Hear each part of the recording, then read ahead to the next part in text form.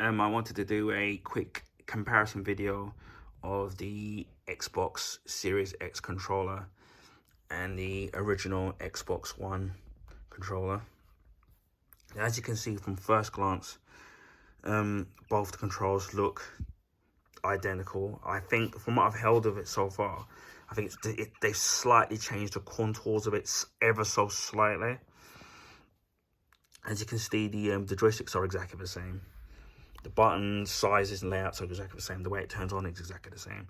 Now, where you start to notice the difference is obviously they've put a completely new D-pad in.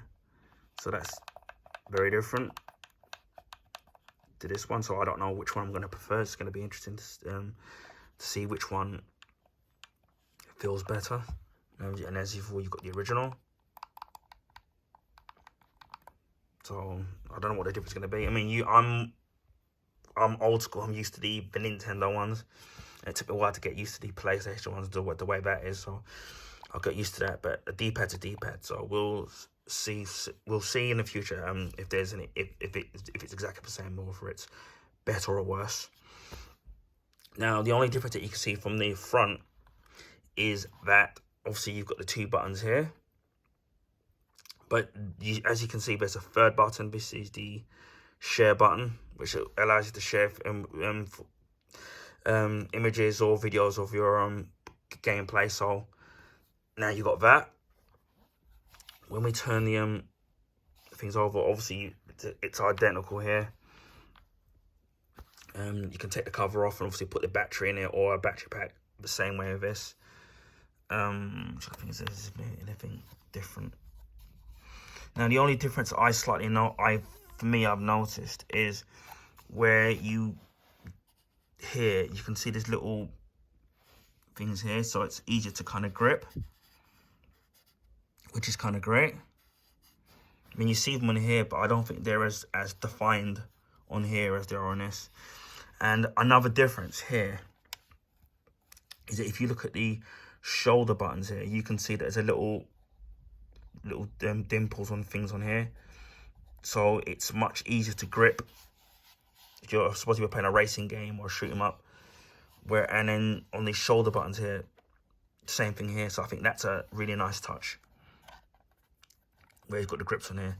And obviously on the original, it's, as you can see, it's a really shiny finish, so it's a little bit more slippery. So adding that in there, I think, is a great thing in there. So that should be interesting. But as I said before, it's not that different from the Xbox One S. And as I said before, you can use this pad on the Xbox Series X.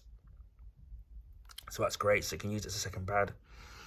And then obviously this works on the Series X, but you can also use this on an Xbox One as well. So that's kind of great.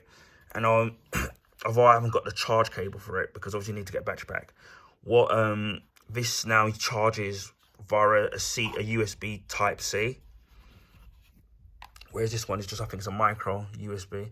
So that's the same. But apart from that, they're identical. And as I said before, the only thing I could say is that maybe they've slightly contoured it slightly differently. But other than that, they're virtually identical. So as I said before, it's not going to be as advanced as the PS5 pad, which we know it's got the haptic feedback and the touchpad.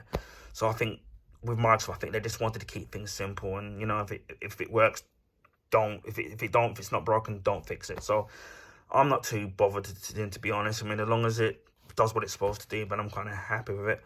Also, what I forgot to mention with the Series X is that you can also have the machine standing up. It's got a little rubber feet at the bottom, so it's standing up. And then if you look here, you've got rubber feet in each corner, so you can have it lying down on its side if you want.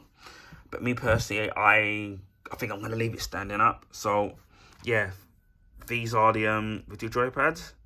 So again, I'm really happy with it. So feel free to like, share, and subscribe to my YouTube channel. Anyway, bye for now, and keep safe.